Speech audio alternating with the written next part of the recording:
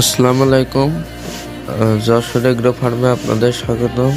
আমরা এই ভিডিওটা আসলে পরশু দিনের আমাদের আপলোড দেওয়া হয়নি, কারণ অনেক ব্যস্ত থাকার কারণে আমাদের ফার্মে এমন কিছু হয়ে যাবে আমরা ভাবতেও পারিলাম না।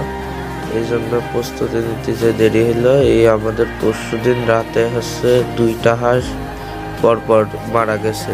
একদম ফার্মের থেকেই কোনো সমস্যা ছিল না, তাও দুটোই মারা গেছে একদম সাথে সাথে। তারপরে অন্য হাঁসগুলো যাতে এরকম না হয় সেই জন্য পদক্ষেপ নিতে যে এই ভিডিও ছাড়তে দেরি হয়ে গেল। আমরা এমনটা আশাও করিনি যে হাঁস মারা যাবে। সম্পূর্ণ সুস্থ হাঁস ছিল, নদী থেকে আনা হয়েছিল, আনার পরে ফার্মে রাখা হয়েছিল।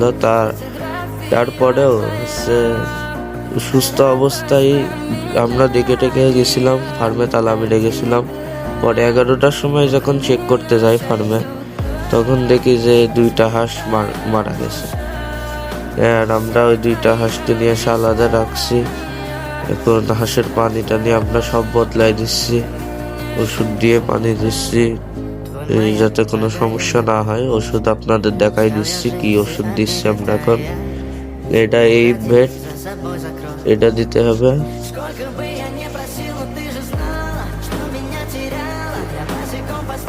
এটা ফাজিন ভেট, এই ইডেজিন ভেট। এটাও 1 লিটার পানিতে 1 গ্রাম করে দিতে হবে। আর ডক্সি ভেট, এটাও দেওয়া হয়েছে। যাই হোক, দেওয়ার পরে হাঁস তো এখন সুস্থই ছিল আগে থেকেও, এখনো সুস্থ রয়েছে, কিন্তু এরকম হঠাৎ মরে যাওয়ার কারণ বুঝতে পারিনি। এখন আল্লাহ ভরসা, দেখা যাক কি হবে। আর বাকি হাঁসগুলো সব রয়েছে এই ফার্মে। মুরগির পানিও আমরা বদলাই দিচ্ছি, মানে অনেক খারাপ অবস্থা ফার্মের। এরকম হঠাৎ করে মারা গেলে আমরা কোনো পদক্ষেপও নিতে পারবো না, ওষুধও দিতে পারবো না। ভ্যাকসিন কমপ্লিট করানো, ওষুধ দেওয়া হয়েছে, তারপরেও এই অবস্থা।